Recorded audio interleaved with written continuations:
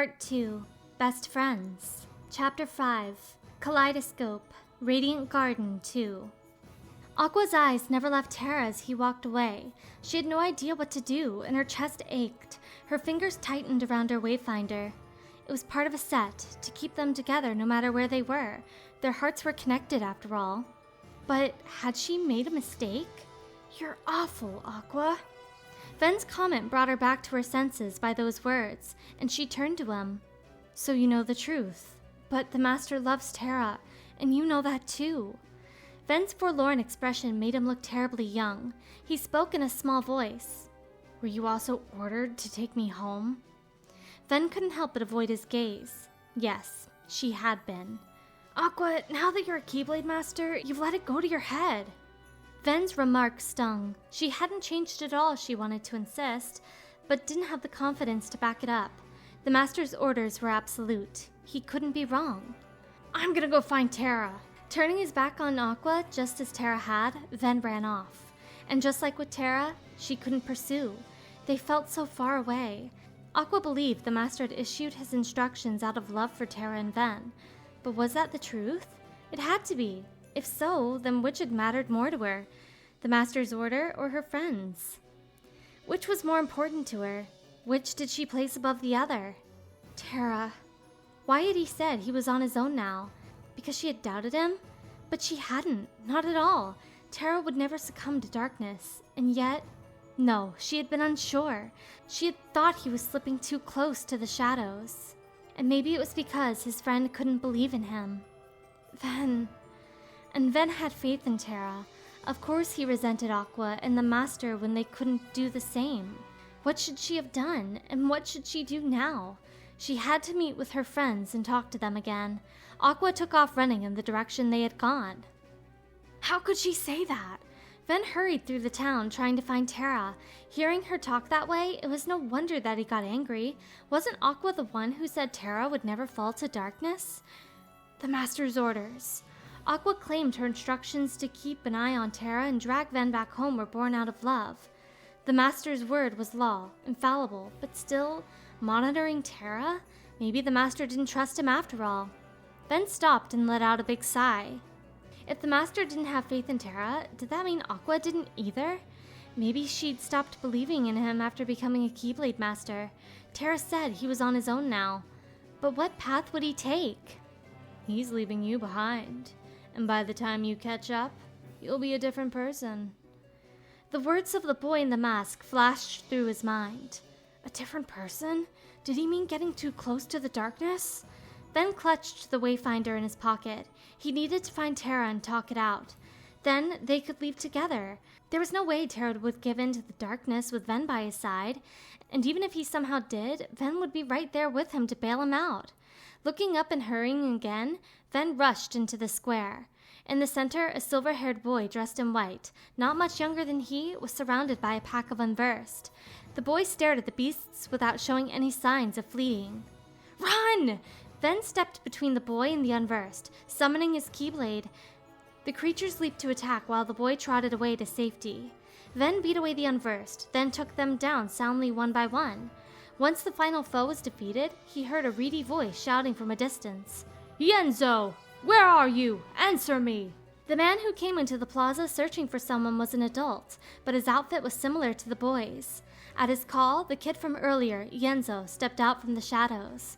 "Ah, there you are. Didn't I warn you not to wander off, child?" The man, Evan, rubbed his chin as he regarded Ven. "I see we owe you our thanks," he said. Yenzo stared at Ven silently from where he stood next to Evan. Though his long bangs hid half of his face, Ven could tell his eyes were blue. "We have done our best to raise the boy. His poor parents are not here to do it." Parents? Now that he thought about it, Ven had never met anyone he would call that either. "Oh, you're on your own, huh?" he muttered, but Yenzo didn't react. Ven looked up at Evan, then asked him, "Sir, I'm looking for a friend of mine. He's a tall guy dressed kinda like me. Have you seen him?" Evan thought for a moment before he replied, "Perhaps I did see him in the outer gardens. Just follow this road." Evan pointed toward a set of stairs leading underground from the square. "Thanks!"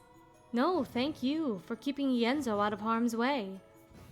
After Ven expressed his gratitude, Evan responded in kind. After regarding Ven for a moment, he continued, "And, well, let's say I have a feeling we are destined to cross paths again."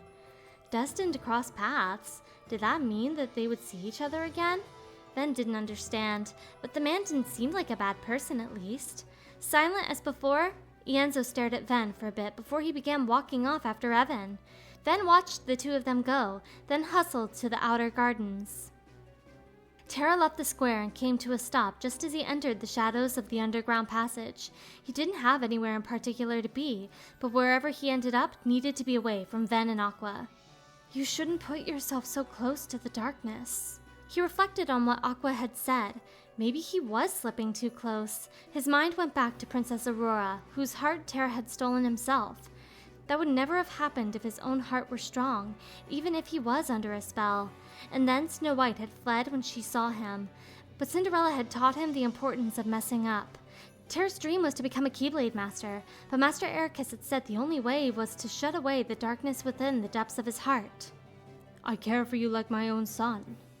That was a lie. Master Ericus didn't show any faith in Terra at all, and that was why he had ordered Aqua to keep an eye on him. "Terra, you mustn't be afraid of losing. Fear leads to obsession with power, and obsession beckons the darkness." And what was so wrong with power? No one could do anything without it, and if you had enough strength, nothing could defeat you. You'd never lose, not to darkness, not to anything. "Darkness cannot be destroyed, it can only be channeled." That's what Master Xehanort had said. He could channel the darkness as long as he had the strength.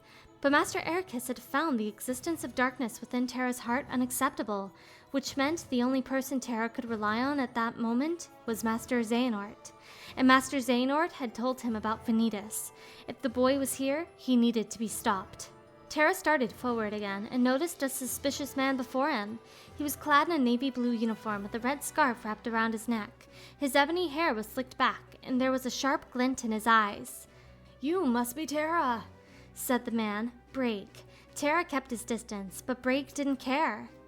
His tone turned haughty, and he gestured dramatically as he explained. "It's that old coot. He won't stop asking for you. I came all the way out here to get you just so he'd clam up." "Who do you mean?" "Ha! Do I have to spell it out? Xehanort, whatever he's called. You know, my prisoner." What a pathetic attempt at a lie. Terra fired back without reacting in the slightest. "You're apparently not a very good liar. Master Xehanort would never let himself be caught by a thug like you."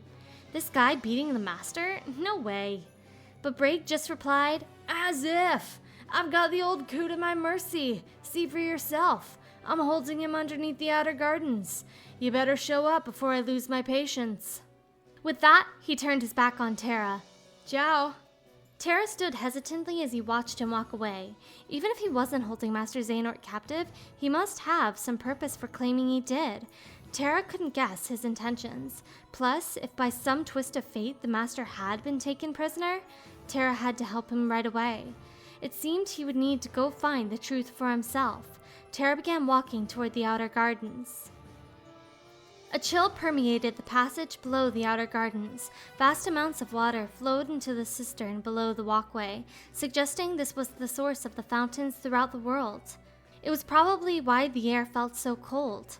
Terra couldn't hear anything aside from the babbling current. He peered down from the walkway. Nothing seemed out of the ordinary. Just as he turned back, thinking that the old man had been lying after all, he spotted a figure chained to a pillar overhead. "Master Xehanort!" he cried, but the master remained motionless. Maybe he was injured. Then, as if he'd been waiting for Terra, the man from earlier, Brake, arrived. In his hand was a weapon that looked like a bowgun. "The old coot certainly knows how to take punishment, just like I know how to deal it out." "You monster! What are you after?" Terra yelled at Brake as he summoned his keyblade to his hand. When he did, Brake smirked and pointed a finger at the weapon. "That thing right there. It's called a keyblade, isn't it? Yup, it seems like these days everybody's got one of those. Even Grandpa there." Brake cast a glance at Master Xehanort behind him, then continued. "When I nabbed him, he told me all about it. What a weapon like that can do. How could I not want one?" Well, you'll find they're picky about their owners, Tara spat back. A low-life crook who would pull something like this could never wield one. There wasn't a soul who would allow him to have one either. All the same, Braid kept at it, scratching his head with irritation. Ha! If I heard the old guy right, you're what they call Keyblade Master material. If I defeat you, that makes me the real key slinger, if you catch my drift. He turned the bowgun on Tara. Not the most polite way to go about it, but what can you do? All but saying he was ready to go, Tara brought his Keyblade up and made to charge at Braid, only to stop short when Braid wiggled a finger. One more step and the old coot goes boom. You think I'm going to fight fair? As if. That key's too powerful for us to go mano a mano. Grr. That instant, Braid fired back arrows from his bowgun. Tara deflected them with his Keyblade, but he could only last for so long. How could he rescue Master Xehanort? He didn't have a chance unless he could find an opening to shut Braid down. The barrage of black bolts sent Tara flying. Braid snorted mockingly. For a Keyblade Master, you're not very... what's the word? Good? Just as Braid leveled his sights of his bowgun toward Tara, Master Xehanort's voice rang out. What are you doing, Tara? Fight!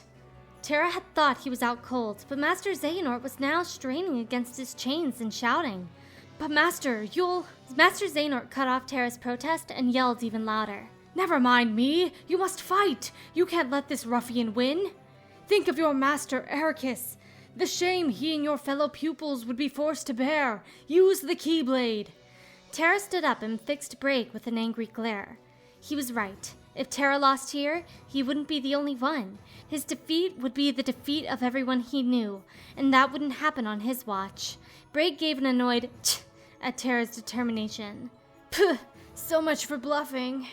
Leaping backward without another word, Braid began firing off another barrage of arrows from a higher vantage point. With this much distance between them, Tara had no choice but to take evasive action. He knew his chance would come, though. Over here! Perhaps upset that none of his shots had found their mark, Braid moved in for an up-close fight with Tara. He had unleashed a massive wave of pitch-black attacks. As he blocked them, Tara swung around behind Braid and dished out a rear attack, only to find Braid attacking from the air instead, as if he could manipulate space itself. Tara wasn't sloppy. Braid was just a lot tougher than he had expected. It was annoying. Nevertheless, if nothing changed, Tara wasn't going to win this battle. He couldn't afford to lose. He was fighting for Ven, for Aqua. No, most of all, he was fighting not to fail. It was impossible, unacceptable for this fool to take him down. He wasn't that weak. He should have been stronger. He needed strength. I need more. Tara felt a surge of power, and he only hesitated for a moment. No, he didn't hesitate at all. He just hated this man, and everything for losing to him. He was furious with himself even. A black mass shot from Tara's Keyblade and grazed Braid's right eye. The second inky blot brushed by his left cheek and blew apart Master Xehanort's chains. Braid took off running in fear, clutching his eye. This power. His right hand was numb around his Keyblade. Tara could see what looked like black lightning around the shaft. That power just now. Did I mess up again? Well done, Tara. You have taken yet another step forward, said Master Xehanort. He had climbed down from the pillar where he'd been bound, and he slowly walked up to Tara. But I was consumed by anger, hatred. That was the power of darkness. Tara put his Keyblade away and lowered his gaze. Darkness that you channeled, Master Xehanort assured him. That hadn't felt like channeling to Tara, though. No, I succumbed to it, he replied. He then recalled something. You shouldn't put yourself so close to the darkness. Aqua had been right all along. Tara was too near to the darkness. No wonder Master Ericus had asked her to keep an eye on him. Tara continued to reprimand himself. Just like when I stole Princess Aurora's Heart of Light. I can never return home now. I'm a failure. Tara gave a small shake of his head. I mean, look at what I did. But then Master Xehanort said, Then don't. You could be my pupil. Tara raised his head. He wasn't expecting that.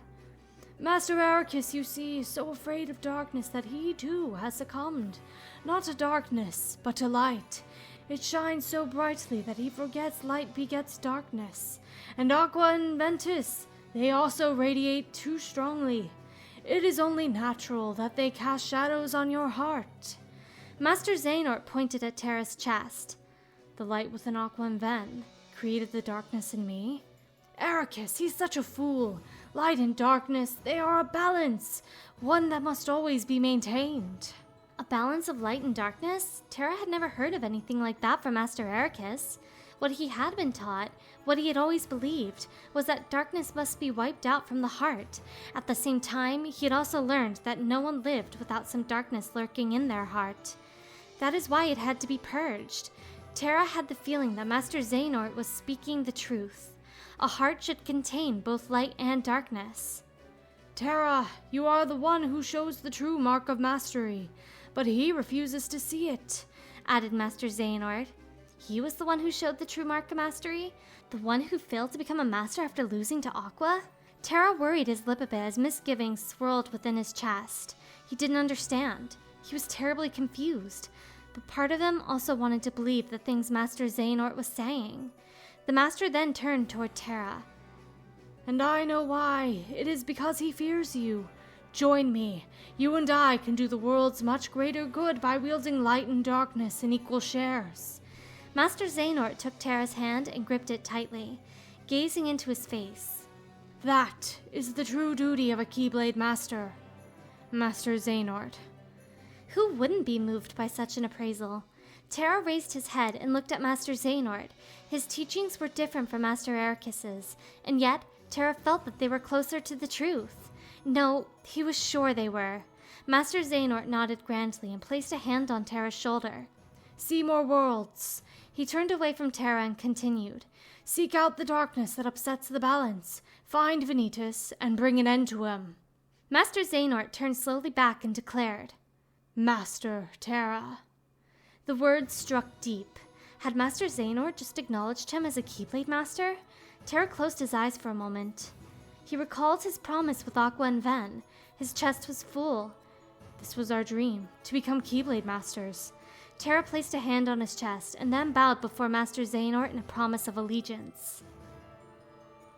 Ven rushed into the outer gardens. If that guy in white was to be believed, Terra should be somewhere nearby. No sign of him, unfortunately. Terra! Ven called as he spied a figure up ahead. There he was! Ven dashed up to Terra. He raised his head slowly and looked at Ven, smiling ever so slightly. Ven already knew exactly what he was going to say. Take me with you! He burst out, gasping for breath. Terra looked away. Is it just me? Or something off? No surprises there. Terra was probably still angry after what Aqua said to him. Ven waited for Terra to speak. I can't do that, Ven. Ven wasn't sure how to respond to Terra's refusal. He lowered his gaze and muttered, Why not? Terra was silent for a moment, perhaps searching for the right words. He began, then looked at Ven. When I really need you, Ven, I know you'll be there. What did he mean, need him? Ven didn't understand for a moment. It still made him kind of glad, and he smiled. Well, why wouldn't I? You're my friend. You're right. While Terra's usual smile was gone, Ven could see a little of his kindness in his expression again. Thanks, Ven. With that, Terra donned his armor. Huh? Terra? Instead of answering Ven, Terra swiftly hopped aboard his Keyblade, now in glider form, rose into the air, and flew away. This was the second time Ven had watched him go. He left me again. When I really need you, Ven, I know you'll be there. He repeated what Terra had said. It was natural to help a friend in need. Obviously, Ven would do what he could for Terra. But what was that business about needing him? Aqua would probably know. Plus, he needed to tell her that Terra had taken off again, then spun on his heel and ran off to look for Aqua. Aqua couldn't find Ven or Terra. She had returned to the square where she first landed. Neither boy was there either. But just as she was about to try somewhere else, a boy in an eerie outfit revealed himself. He was wearing a black combat suit with a red emblem on it, as well as a mask that concealed his features. A mask. You're the boy that Vanitas mentioned. Ah, yes, Vanitas. Tell me something. Has he learned to put up a decent fight yet? The masked boy, Vanitas, replied. What do you mean? I'll be asking the questions. The boy retorted in a threatening tone. She could hear a smile in his voice. And why shouldn't I? After all, between the two of us... The boy summoned a Keyblade. I'm the only one who will walk away from here alive. Guess again! Aqua responded and summoned her own Keyblade. Vanitas' first attack was merciless. He's fast! She couldn't see the look Vanitas' face under his mask, which was even more unnerving. Aqua moved away from Vanitas, creating a bit of distance, then fired off some magic. Vanitas dodged it, then launched a black bolt from his Keyblade in a similar manner. The power of darkness? Without giving her a moment to make sure, Vanitas closed the gap between them and struck across her torso. The pain of the impact left her breathless. Vanitas launched yet another attack as she clutched her abdomen, but she quickly darted away and used the healing spell before firing a magic attack with lightning speed. Her fireball stopped Vanitas in his tracks. Now! Aqua bashed her Keyblade into Vanitas' chest and sent him hurtling through the air. He tumbled to the ground, sprawled across the stones in the center of the plaza. Was it over? It seemed a bit anticlimactic. Aqua's stomach still hurt, and she couldn't catch her breath. Still keeping her guard up, she approached the fallen boy and touched his mask to see his face. Who are you? Laughter boomed out from the mask, and Aqua recoiled. Roaring with mirth, Vanitas swiftly got to his feet. Not bad at all. Congratulations. I'll keep you around. Never hurts to have a backup. Darkness unfurled behind Vanitas, and he vanished into the inky blackness. He was fast, strong, overtly hostile, and brimming with darkness. Aqua didn't know who he was, but one thing was clear. He was an enemy she would need to defeat. Finally catching her breath, Aqua put away her Keyblade. What was happening in the worlds? Aqua! Just then, she heard someone calling to her from a distance. It was Ven's voice. Ven! He ran up to her. Playing it cool so he wouldn't figure out Vanitas had been there, Aqua asked, Were you able to find Terra? Yeah, but he's gone, Ven said dejectedly. Right. Then I can't stay here. Let me go with you, Aqua. No, do as I say and go home. Ven's face fell even more, and he lowered his gaze. Why won't you let me? I don't want to put you in harm's way, she said. Aqua laid a hand on Ven's shoulder and looked him in the face. It was true. She didn't want to put him in any more danger than he had to be. You understand? Ven didn't answer. Aqua somehow knew he wasn't planning to go home. With that masked boy after her and Terra in the position he was in, she couldn't take Ven with her. If anything, she needed to keep him far away from here. Aqua activated her armor, jumped on board her Keyblade glider, and left without a backward glance for Ven. She would meet up with Terra, and she would pull him back from the darkness. Terra and Aqua are both gone now. Ven sat down in a corner of the square in a daze, hanging his head.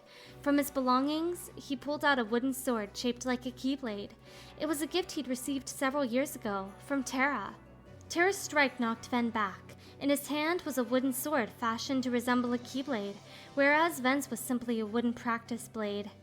Giving up already? Come on, Ven. I thought you were stronger than that, Terra said, hardly even out of breath. Aqua cheered Ven on from the sidelines.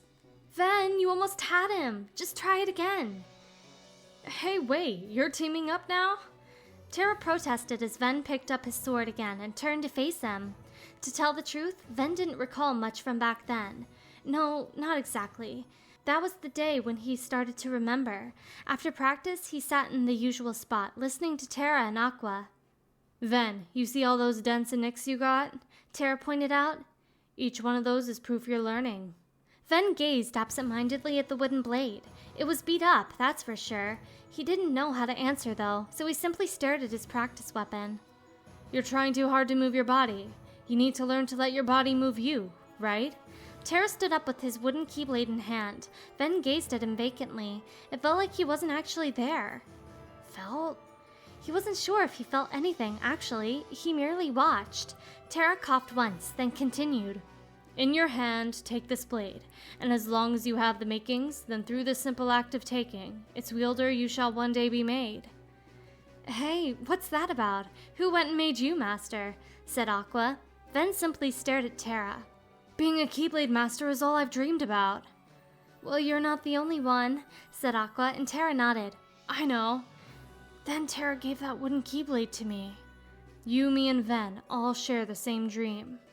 Ven tightened his grip on the wooden Keyblade his friend had made himself. The memory had burned into him like a ray of light. It was the day he became himself. Terra's name was carved on the handle of the wooden Keyblade. It was Ven's most treasured possession. Both of his friends had gone off without him, though. He whirled the practice blade around and held it aloft. Maybe it's because I'm still in training. When he spun it around once more, his hand slipped, and the sword tumbled to the ground. Someone else scooped it up. This yours? It was a red-haired boy about the same age as Ven, wearing a scarf with a checkered black and yellow pattern around his neck. Who was this weirdo? Lee, we don't have time for this. A youth with long blue hair, apparently around the same age, stood next to him, urging him to hurry. His jacket had a moon-shaped mark on the chest. Lighten up, Isa. It'll only take a sec, said the redhead called Lee as he handed the practice blade to Ven. You still play with toy swords? That's cute. Something about his tone irked Ven. What was this guy's deal? Now this right here, ta-da! What do you think? What Lee took in hand was a pair of round toy-like discs emblazoned with a strange-looking face. They were the same shade of red as his hair. Not a whole lot. Yours is... You're just jealous. I'm Lee. Yours is just a toy too, Ven had been about to say before he was interrupted. Got it memorized? What's your name? Vanitas, he answered, looking up at Lee, who moved away to create some space and then readied his discs. Okay, Vanitas, let's fight. Fight? Why would I want to do that? Ven didn't see the point. You scared of losing? Come on, hope you're ready. Ven could probably wipe the floor with this scrub if he used a real keyblade, but he was probably supposed to use the wooden one. Yeah, now we're talking. Lee's enthusiasm was weirdly contagious. You're gonna be sorry, Ven shouted. Lee leaped gracefully into the air by way of response. Ven launched himself upward at nearly the same time, and the two met in battle. Huh? This is kind of fun. While the sound of the wooden sword and toy discs clashing wasn't exactly epic, he could still feel the force of each blow. It had been a while since Ven had fought like this against something other than unversed. Not bad, Ventus, Lee said with a smile. Off to the side, the blue-haired boy, his name was Isa, if Ven recalled, observed them in exasperation. When Lee hurled his disc and Ven knocked it away, Lee suddenly plopped down on his rear. You had enough? Have I had enough? What's with this guy? Ven was caught off guard, but Lee kept going. 'Cause I'm willing to call it a draw if you are. But this clearly isn't a... whatever. Ven was surprisingly not upset. From where I stood, the only thing you drew was a big L on your forehead. For loser, lame, laughable. What did you expect? Isa said with the roll of his eyes. Ven was feeling the same way. What? Isn't this the part where you cheer me up or something? You're just having a bad day, or that's what you get for pulling your punches. Some friend, Lee whined, turning toward him. Oh, you mean I was supposed to lie? Isa retorted. The two of them seemed to be enjoying themselves. Ven was just a tad jealous. You see what I gotta put up with? Lee rolled around on the ground. Sure hope you don't have friends like him. He really was a goofball, but at least he was fun. When Ven started chuckling, it wasn't long before Lee and Isa followed his lead. Isa spoke up when the laughter died down. Lee, we have to go. Okay. Lee stood up. Already? Ven asked, a little lonely. He turned around. I'll see you when I see ya. After all, we're friends now. Got it memorized? Okay, Lee. Ven nodded with a smile. He hadn't thought he would make friends here of all places. Ven watched Lee walk over to Isa. Friends, huh? He muttered, then turned away from the other two. He may not have been able to go with Terra and Aqua, but he could go after them. He had to get moving. Ven set off again. As he watched Ven go on his way, Isa commented to Lee in a frosty tone. What is it with you and picking up stray puppies? Lee just shrugged. I want everyone I meet to remember me. Inside people's memories, I can live forever. I know I won't forget you. Believe me, I try all the time. Isa replied with a bit more humor in his tone. See, I'm immortal. You're obnoxious. Lee and Isa looked up at the castle looming over this world. Lee's mouth curled into a grin. Responding to his expression, Isa said, You ready? Well, I can tell you are. Yeah. Isa nodded at Lee's question, and then the two of them set off.